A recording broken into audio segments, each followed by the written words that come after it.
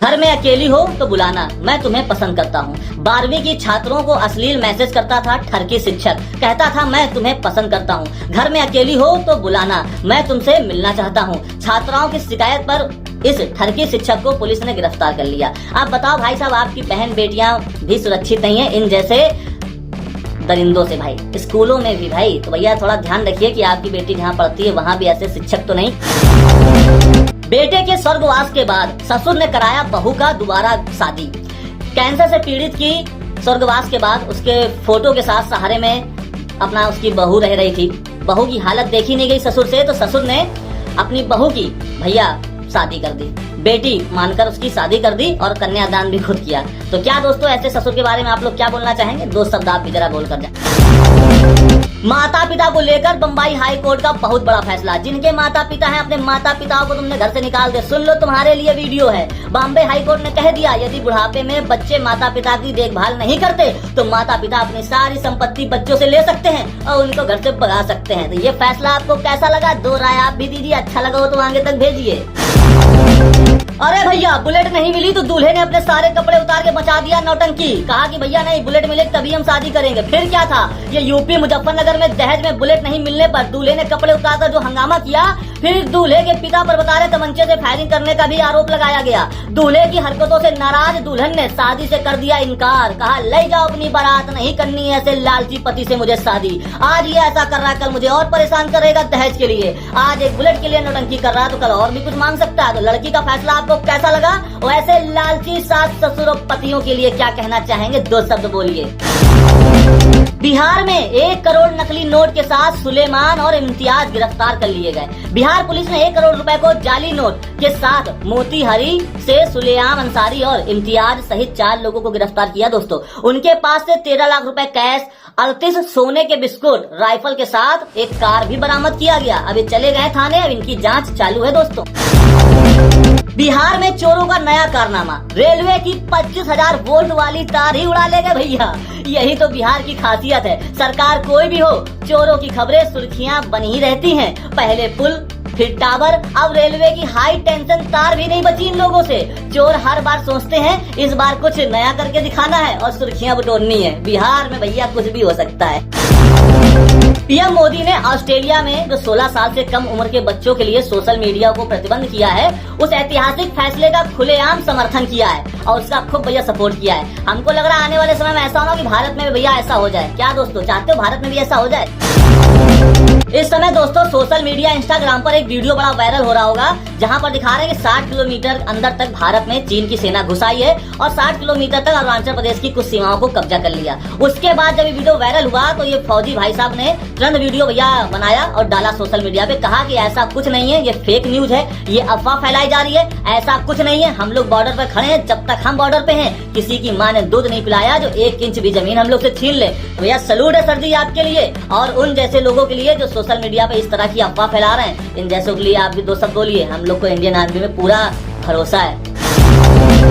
आप लोग क्रिकेट देखते हैं ना, क्रिकेट को इतना पसंद करते हैं कि आपको एक खेल को इतना महत्व देते हैं जिसकी वजह से दूसरे खेल को अनदेखा आप लोग करते हैं। उसके बाद नतीजा देखो, एक अच्छा बॉक्सर, एक अच्छा फाइटर, वो भैया एक सिक्योरिटी गार्ड बना घूम रहा है। केवल आप लोग जिस एक खेल को भगवान बना के बैठे हो ना, उसकी वजह से भारत के जो और खिलाड़ी हैं और खेल के लोग हैं, उनका जीवन इस तरह से हो रहा है बर्बाद। देखिए, देहरादून के हैं MMA फाइटर विक्की सिंह, आज शादी में भैया गार्ड, सिक्योरिटी गार्ड की नौकरी करने के लिए मजबूर हैं। ये केवल आप जैसे लोगों की वजह से है, जो आप एक खेल को महत्व देते हैं, दूसरे खेल को नहीं। और ये भैया सरकार से भी निवेदन है, आप भैया इन पे ध्यान दीजिए।